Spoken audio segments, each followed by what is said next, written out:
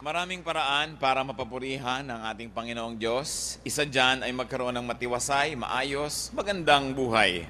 Kaya hindi bagay sa mga anak ng Diyos na magulo, na hindi payapa at hindi maayos ang pamumuhay. Spirituality must translate into a good life. And people who are spiritual should not be guilty for having a good life. Because life is a gift from God and therefore it must be brought to the highest possible levels, not only of enjoyment, but also of meaning. Bakit may mga nagkakaroon ng buhay na maayos, merong magulo, may tahimik, may payapa, merong hindi? It's a matter of choices. And you always have to choose between right and wrong, between good, better, or best. And choices are often clear. Sometimes they are not. And choices can be confusing. We're going to refer to Proverbs for 8 no-nos on rightness. Mga sinasabi ng Proverbs na hindi dapat gawin kung gusto mong maging tama ang pamamaraan sa buhay, tama ang tinatahak na landas. Salamat Diyos sapagkat kayo ay may mga iniwan sa aming mga babala, katuruan, halimbawa. Salamat po for the Proverbs that can be referred to for life. Salamat sapagkat maaari kaming magbasa, mag-aral, magmemorya ng mga katuruan nito at ito'y aming unawain at i-apply sa buhay. Patawarin mo kami sa mga kasalanan namin, O Diyos. Lahat po kami, pag humaharap sa inyo, nakikita namin ang aming mga karumihan, ang aming mga kasalanan, sapagkat kayo'y kaliwanagan, kayo'y kabanalan, kayo ay sakdal, puro dalisay. Lord, purify us, cleanse us by forgiving us. Forgive us our sins. We acknowledge our wrongdoings. We acknowledge our shortcomings. Forgive us. Cleanse us. Fill us with your love and forgiveness. Fill us with your Spirit so we can see you face to face and learn from you. Ilayo niyo po kami sa gawa ng mga masasamang espiritu, mga masasamang tao, at pati ang mga mahal namin sa buhay ngayon, alagaan niyo rin po sila, Lord. Bigyan niyo kami ng payapa, tahimik na isip, at nasa ganon makapagtuon kami sa inyo ng pansin na di aagawin ng sinuman o ng anuman. Speak to your people, speak in power and majesty. We ask you, Father, in the name of Jesus our Lord, our teacher. 8 Proverbs and 8 Proverbs no-nos on rightness. Napakarami pong katuruan yung mga Proverbs sa do's and don'ts. One is do not forget parental teaching. Wala naman tayong bagong ambisyon na pag-aralan. Yung Proverbs man had always been there. It's constant. But what's important is, as our wisdom increases, we review basic things, and definitely we will find new meanings and new applications because now we're able to plumb the depths of such words, and now we are more equipped to see what probably we missed seeing when we were a little bit younger in our spirituality. Ang isang mahalagang paalala, do not forget parental teaching. Kahit ano pang sabihin natin, kahit mas marami pang anak ngayon ng mas maraming technical or academic education than their parents, iba pa rin talaga ang turo ng magulang. Proverbs 6:20, my son, keep your father's commands and do not forsake your mother's teachings. For one, parental love is probably the purest love, and therefore, parental teaching is probably the purest in intentions. May mga nagtuturo sa atin pero para lang tayo i-manipulate. May nagtuturo sa atin para matrain tayo na maging spare part ng machinery ng kanilang kumpanya. Kaya ka tinetrain. May nagtuturo sa inyo ng mga bagay-bagay para pakinabangan at ma-employ, pero ang itinuturo ng magulang para talaga sa ikabubuti ng anak. Nakakalungkot lang na kuminsan marami ng pagkakamali at nagkaedad na ang tao bago niya maisip na tama pala si nanay, tama pala si tatay. So bago pa tayo dumating sa ganung realization, made wiser by the pains that we go through, tandaan na lang natin ang sabi ng Proverbs, do not forget parental teaching. Pag gagawa tayo ng mga desisyon, lagi mong isipin, ano ang sasabihin ng nanay ko o ng tatay ko kung malaman niya itong gagawin ko? Anong payo ang ibibigay niya? Magkamali man kung minsan ang payo ang magulang, there is definitely no mistake in the intention. And the intention is always for our upliftment, for our betterment, for our well-being. At dahil lang doon, we should honor parental advice. Napakaraming tao na pahamak dahil lang nilimot yung parental teaching. Ang sinabi dito, do not forget. Ibig sabihin, alam mo na yung teaching ng magulang mo. Huwag mo lang kalimutan. Iba talaga yung perspective na ibinibigay ng edad, yung perspective na ibinibigay ng pagdaan ng panahon. And when this is filtered through remembrance and very specially interpreted to help you it is going to be good for you. Another proverb, no, is do not neglect sound judgment. Do not abandon sound judgment. Again, the presumption is you know what sound judgment is. You know what good and bad are. Ano alam mo pinakaiba nun? Nasabi, huwag mong kakalimutan yung tamang pag-iisip. Alam naman natin kung anong tama. Alam natin kung anong tamang pag-iisip. Kung bakit pinipili lang ng marami sa atin yung maling paraan ng pag-iisip, yung maling landas na tatahakin, samantalang alam natin kung ano ang tama at mali. Seldom are we going to be surprised, yung pala ang tama, ito pala yung mali. That's very seldom. Most of the time, we really know what is good and what is bad, but we just neglect sound judgment. Minsan sinasadya natin huwag maging maingat, nagiging padalos-dalos, nagiging careless. Sabi sa Proverbs 3:21, my son, preserve sound judgment and discernment. Do not let them out of your sight. Sino ang madalas na maligaw? Hindi niya na-preserve yung sound judgment. Those who surround themselves with people who insist on making him do the wrong thing. Evil company ruins morals. Kadalasan yung alam mo na tama, pag lagi kang nakakarinig ng kabilang opinyon, nababaluktot din ang iyong pananaw. Na bagamat alam mo pa rin yung tama, pero namamanhid ka doon at nagagawa mo pa rin ang mali. Dapat lagi tayong nare-refresh on what is right, nakikipag-usap, nakikibarkada tayo sa mga tama ang takbo ng utak para magkaroon tayo ng balanse at laging malinaw ang pag-iisip, hindi nadadaya. Sabi, preserve sound judgment. It means that sound judgment, even though you know it, may be forgotten, may be neglected. We have to keep on preserving that. Ngayon, hindi na lagi sa mga pelikula that crime does not pay. Marami na ngayon ng mga istorya, yung storyline nila, crime pays. Sa postmodernism, wala na mga absolutes, wala nang tama at mali. Kung ano na lang naisip mo, yun ang pwedeng mangyari. Dapat bantayan din natin ang mga sarili natin sa panonood ng mga pelikula, pagbabasa ng literature, na masyadong postmodern yung approach. Kasi marami na dyan na crime pays. Mapapansin nyo yan, nung araw, walang criminal story o walang story na may mga bad people who are not punished in the end. But right now, pwedeng ipakita na, see, for being bad, these people are having a vacation in the Caribbean. Kaya lalagyan natin dapat bantayan yon. Sabi, preserve sound judgment. You have to fight for it because the world system will want it taken away from you. Another proverb, no, to have a good godly life is that do not resent, do not reject godly correction.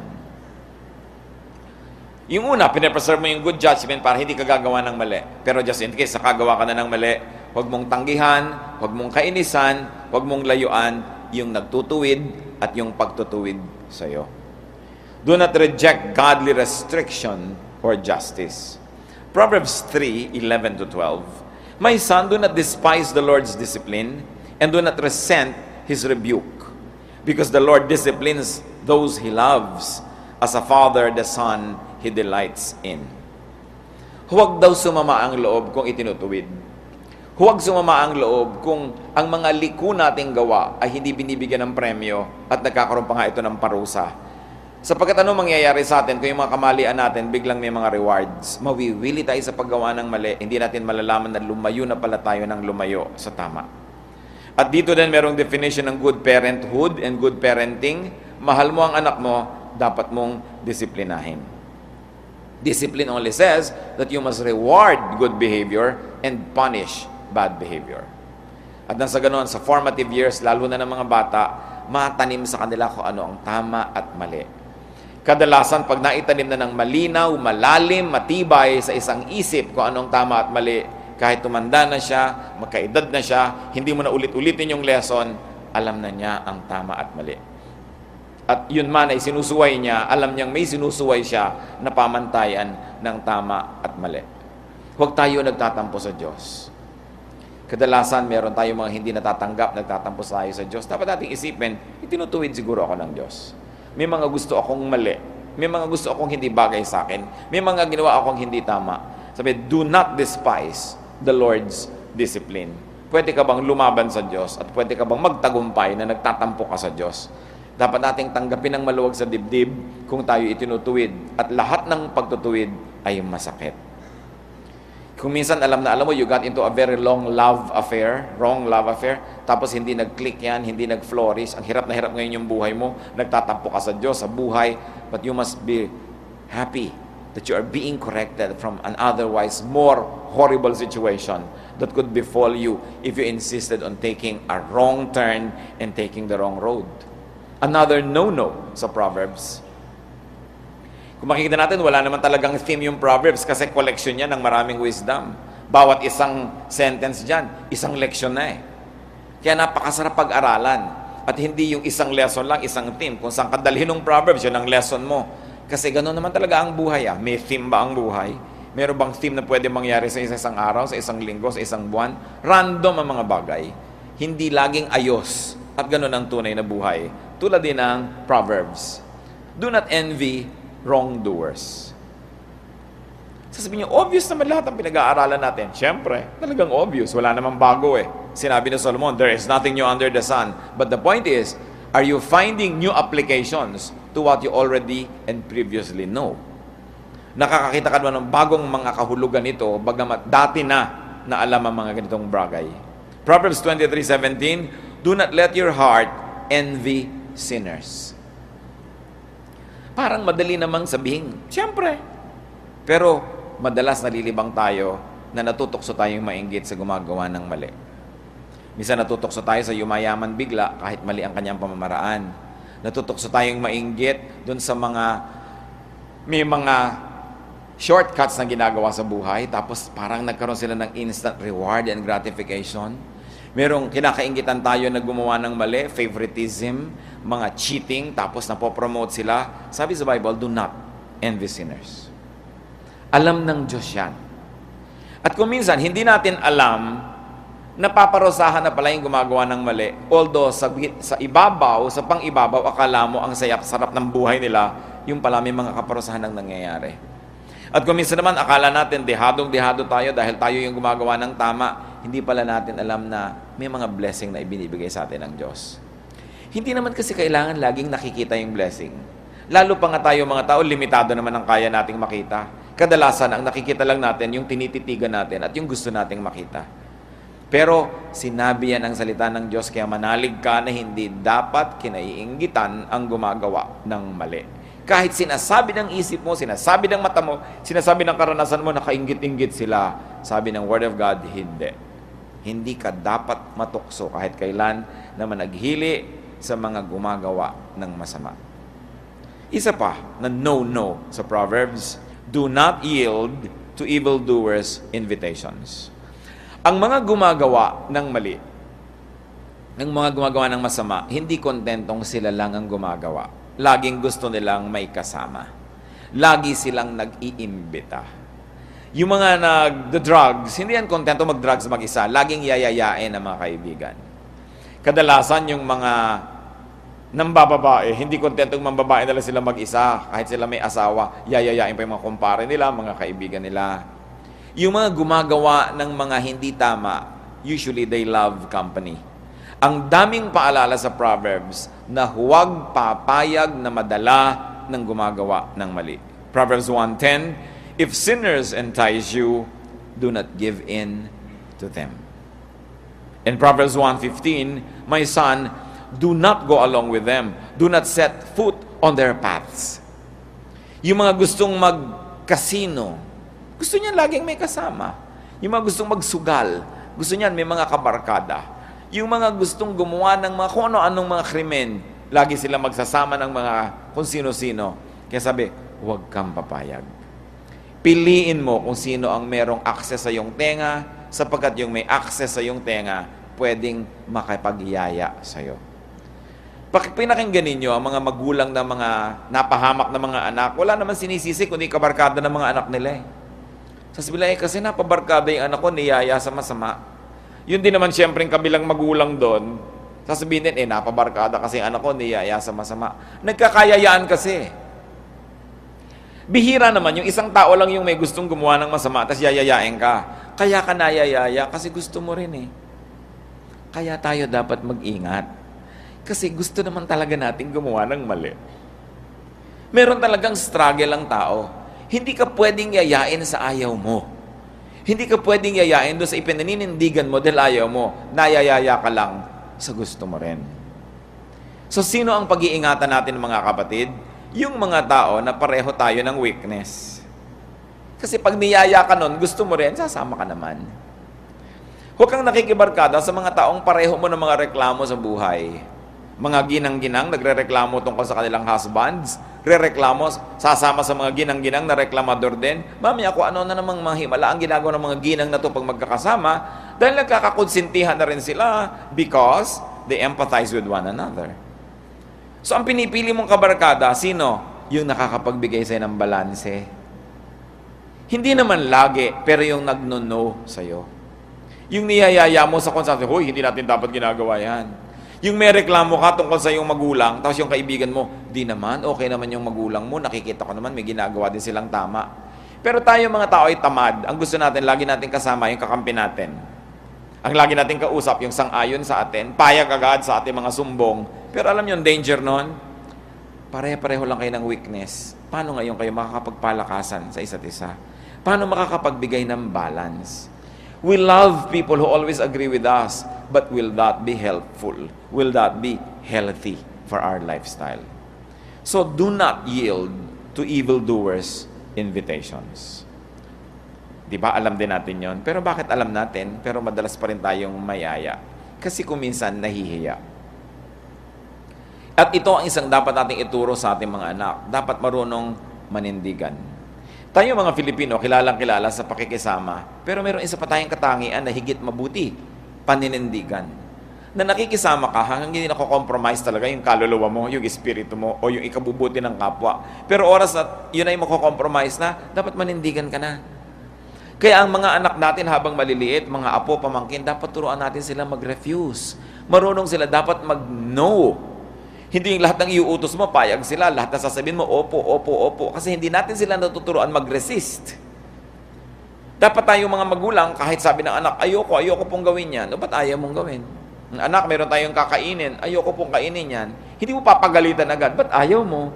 O sige, may dahilan ka, di huwag. May pupuntahan tayo, ayoko pong sumama. Ba't ayaw mong sumama? At kung may dahilan, o sige, huwag kang sumama. Kasi pag na-train natin sila na magsabi ng no, they will be able to apply it when they must say no to evildoers. They will be able to apply it when they must say no to those who entice them to do wrong. Pero kadalasan yung mga anak mo napahamak sa mo, ba't ka sumama? Nakakahiya po kasi. Kakahiyan tumanggi. Kasi sinanay natin sila na hindi pwedeng tumanggi sa atin. Hindi pwedeng tumanggi sa matanda. Hindi pwedeng tumanggi sa ate o sa kuya. Dapat pwede. Kaya lang, pili. At dapat na ipapaliwanag kung bakit sila tumatanggi. At kung reasonable yun, we honor it and say, wow, that's a good decision. You may refuse even me, my son, my daughter, if you think it is not reasonable. Then we begin to make people na may sariling anino. Nakakalikha tayo ng mga tao na pwedeng tumanggi, hindi sunod-sunuran, hindi yes man or yes woman. It's important. Another wisdom from Proverbs, if you are going to have a quiet, beautiful life, whenever possible, do not be an outlaw. Do not join those who wrongly oppose power or the powerful. Siyempre, romantic isipin that you should stand up to the powerful, that you must have an advocacy, that you must stand up for this and that and against this and that. But if you're going to be very personal and healthfully selfish, in other words, you're practical, you have only one life to live. Kahit ka pa may buhay sa kabila, isa lang ang buhay mo dito. So dapat mong iniisip kung para saan mo to ginugugol at saan mo uubusin. Why live as an outlaw? Why live as an outsider when you can be an insider? Instead of simply fighting power, why not find a space for you within the system? Hindi ko minamaliit yung mga matataas na hangarin ng mga tao na sumasalungat sa mga kapangyarihan, naghihimagsik for the sake of principle. Pero tingnan nyo yung mahilig lumaban. Sa mga kumpanya, yung hilig-hilig lumaban, sasali ng union, lalaban sa mga boss, madalas yung buhay nila ang gulo-gulo. Pag may natanggal, sila yung natanggal. Tapos yung mga followers nila, dahil ang dami-dami hindi naman matatanggal sila lang. Proverbs 24:21-22, Fear the Lord and the King, my son, and do not join with the rebellious. for those who will send sudden destruction upon them, and who knows what calamities they can bring. Lalaban ka sa makapangyarihan, humanda ka, isacrifice ang buhay mo. Isacrifice ang buhay ng iyong asawa at anak, magulang, kaibigan, mga mahal mo sa buhay. Hindi ko sinasabi mga kapatid na huwag kayong magkaroon ng paninindigan, huwag kayong lumaban sa oppression, huwag kayong lumaban sa masama. Pero isipin nyo rin mabuti, kung minsan yun namang partido na ipinaglalaban mo, masama rin eh. Hindi rin lumalabas pa lang yung kasamaan niya. Meanwhile, iisa lang yung buhay mo, ano nangyari? Namundo ka ng 10, 20 years, maibabalik mo ba yung nawala? Yung nagkawalay kayo ng mga mahal mo sa buhay, maibabalik mo ba yun? Kaya nakikita nyo, pati yung mga digmaan na sinasalihan ng mga bansa, usually vanity lang ng mga hari ang mga digmaan, failure of diplomacy. I remember one poem by J.D. Drilon Jr. who was a veteran in the Korean War, na minsan nasa mga dugout sila, nasa mga hukay-hukay sila para hindi tamaan ng mga bala, foxholes.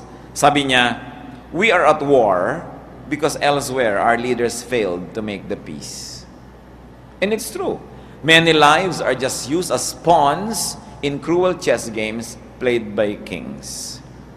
Kaya kung mahilig ka sa ideology, na-convert ka sa ganung ideology, lalabanan mo ngayon yung kabilang partido, naubos ang buong buhay mo. It's an unsung life, uncelebrated life. Meanwhile, it's your only life. So isipin mo kung kanino mo itinatalaga ang iyong buhay. At kung makikita mo rin lang na may space within this system, though you may not like it, but there's a space which will allow you to live your life to the most that you might be allowed by the system, it's best not to fight power. Kasi yung buhay mo, iisa lang. Marami yan mga teaching sa Bible. So be careful with your words. Do not criticize the king or the rich, because the birds of the air will take your word to their very bedrooms and they will know what you're saying, at kawawa ka naman dahil bumabangga ka sa pader.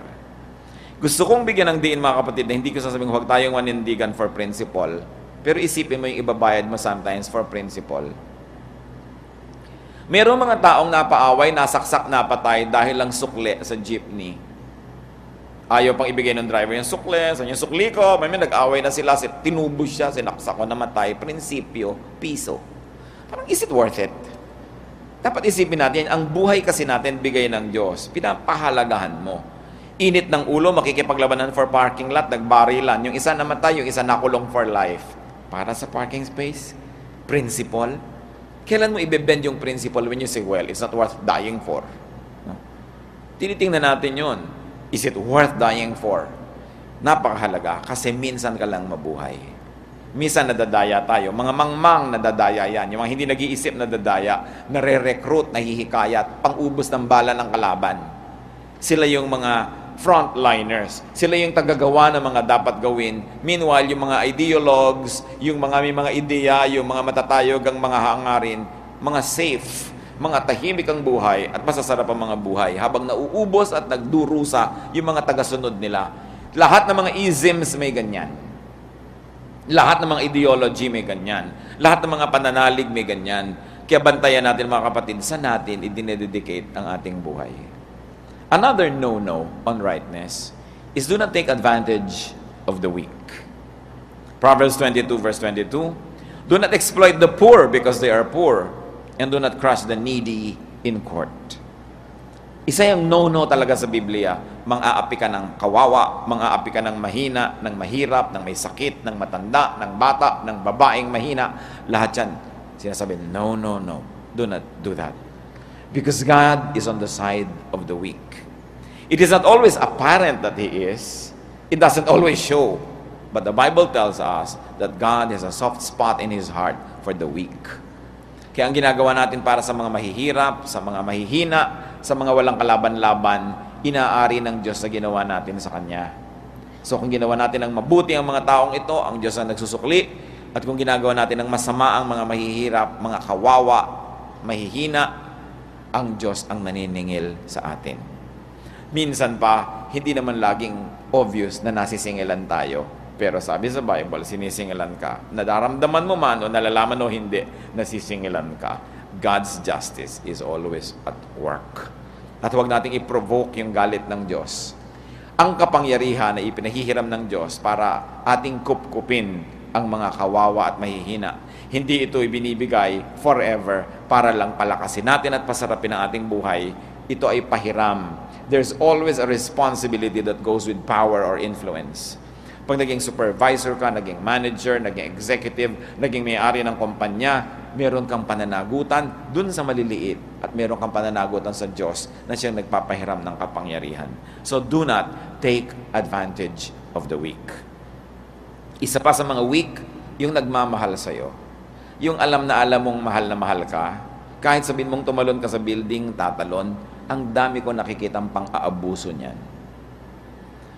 Bakit nyo pagsasamantalahan at kakawain nyo nagmamahal sa inyo? Hindi ba dapat gantimpalaan nyo pa ngayon? Dapat nyo suklian ng pagmamahal? Pero ang dami ko nakikita kahit mga asawa, abusong-abuso dahil alam nilang mahal na mahal sila. Hindi ganyan ang pagsukli sa pagmamahal. Dapat suklian mo ng pag-ibig din. So do not take advantage of the weak. And finally, last for tonight, no from Proverbs. Do not outshine great people. Do not claim equality with the great. Do not social climb, unsettle, and threaten the powerful. Huwag ninyong pagseselosin ang makapangyarihan dahil marami siyang magagawa para kasirain. Huwag papanibughuin, huwag bibigyan ng insecurity because the powerful can do many things against you. Proverbs 25, 6-7. Do not exalt yourself in the king's presence. Do not claim a place among great men. It is better for him to say to you, "Come up here," than for him to humiliate you before a nobleman. So, magdahan-dahan. Huwag masyadong makipag-chami-chami sa mga matatasang ranggo dahil baka mapahiya ka. Huwag magmamagaling in the presence of great people dahil pag na-insecure sila sa'yo, lagot ka. Kung ikaw ay isang empleyado, tapos meron kang ideya, meron kang supervisor, tapos may mas mataas kesa sa kanya, tapos nagmamagaling ka dito, papatayin ka nito. Kawawa ka naman. Lumagay ka sa lugar. Kung talaga kang mahusay, kung talaga kang magaling, hindi yan masusuppress. Matakpan man yan 1 araw, 2 araw, 1 linggo, 3 buwan, lalabas at lalabas ang galing mo. But do not needlessly unsettle the powerful. Ito kung minsan, nang natataka ko, hindi matutunan ng mga tao in the corporate world.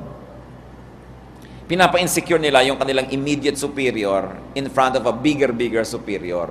So anong gagawin nito? Everything within his or her power will be used against you. Kailangan lumalagay ka sa lugar. Do not outshine those who are supposed to be above you. Let whatever you do, give credit to them. At magkikita mo, aandar ang katarungan at hustisya ng Diyos. In fact, let me add this. Do not just say, don't shine and outshine great people. If you can, do not shine at all. Hindi ko sinabing huwag kang maging excellent, huwag kang maging good, huwag kang maging fruitful, but try not to be noticed too much. The world, and especially this country, punishes the brilliant. At sinabi na yan ni Jose Rizal sa No Limitangere, ang pinakamatayog na puno ay tinatamaan ng kidlat. Gusto mong magkaroon ng tahimik na buhay, sikapin mong huwag maging number 1. Yung mga number 1, bagamat number 1 sila, ang laki ng bayad. Halimbawa, number 1 ka head of state. Okay, number 1 yung kotse mo, number 1 ka everywhere. Pero pag bumagsak yung gobyerno mo, nagkaroon ng coup, nagkaroon ng change in government, ikaw yun na-exile eh. Hindi naman na-exile yung Secretary of Labor. Hindi naman na-exile yung mga governor na in-appoint mo dyan. Buhay na naman sila, mapupula na naman ang hasang nila, ikaw naka-exile. Kasi number 1 ka eh. Pagka may mga strike, tingnan nyo, yung mga number 1, yun ang natatanggal sa trabaho, yung mga iba naman, tuloy pa rin. Sino bang na-assassinate? Yung mga number 1 naman, di ba? Hindi naman ina-assassinate yung number 2, lalo hindi naman siya threatening. So, nagtataka ko, ba't ang mga tao gusto maging number 1? Pag number 1 ka kasi marami naiinggit. They'll do everything to destroy you. Pag number 1 ka, maraming may gusto ng privileges mo, kahit hindi naman sila kasalo sa hirap mo. Pero gusto nilang sumalo sa ginhawa mo. Pag nagpakahirap ka to make a career, to make a name, to make a profession, pag mayaman ka na, andyan lahat ng kamag-anak mo magsusulputan. Gusto nila makihati. Inalagaan kanya noon, pinalitan kanya ng lampin, lahat ng maisusumbat sa'yo para kasali sila. Pero hindi sila kasama sa pagdurusa mo, sa pag-iisa mo, sa kalungkutan mo. So bakit mo iibigin ang ganon? Bago ma-realize yan ng iba, number 1 na sila. And almost irreversibly number 1. So they have to maintain and maintain and maintain it. You know what life is? Meron ka nagagastos, nakakabili-bili ka ng gusto mo, kakalakad-lakad kayo, medyo ka free. Pwede kang huwag magtrabaho o magpalit ng trabaho dahil hindi ka naman sobrang asang-asa doon sa ginagawa mo. Okay na dapat sa buhay yun. Hindi yung magkamal ka ng pagkarami-rami. Pag ang dami mong kayamanan, ang daming gustong sumingil ng buwis sa'yo. Biglang ang dami palang gobyerno. Hindi lang isa dahil maraming naniningil sa'yo ng buwis. Maraming mga nangingikil. Nung araw, mga 60s, 1960s, yung mga artista, mga tao, hindi alam, gusto-gusto sumikat. Pag sikat na artista ka pala, may mga gangs nun na humihingi ng malaking portion ng income mo. Pag hindi, bubusan nila ng asido yung mukha mo. Di mabuti pa, hindi ka nalang naging sikat. Nasa listahan ka nila ng bubusan. Tapos bigay ka ng bigay, ang sama ng loob mo, para wag lang ka nilang busan. Ang hirap di maging sikat. Ang hirap na kilala ka, ang hirap na leader ka. Pag nagkamali ka, ine-expect ng mga tao, wala kang mali. So pag nagkamali ka, may nakaalam ng pagkakamali mo, gusto ka laging blackmailin. Kaya dapat supportive tayo doon sa mga talagang kailangan. May number 1, alangan mang wala. Hindi naman pwedeng wala kang leader, hindi naman pwedeng walang number 1, pero we must be supportive because there are many people who like to destroy them. There are many people who like to see them fail. But when our leaders fail, when the number 1s fail, we go down with them because there's a bit of us that will also suffer. Dapat nating inuunawa ang ganitong bagay. At yung mga hindi sikat, pasalamat kayo. Kung hindi nyo kailangan ng bodyguard, pasalamat kayo. Kung hindi nyo kailangan ng publicist dahil laging may naninira sa inyo, pasalamat kayo. Huwag kainggitan yung mga taong nangangailangan nun. Dahil hindi lang natin alam kung anong mga hirap, kung anong mga bayad ang kailangan nilang gawin dahil sila'y number 1. So, you want a quiet life? Settle for 2 or 3 or 4. Shine in your work. Be excellent. But try not to shine everywhere else.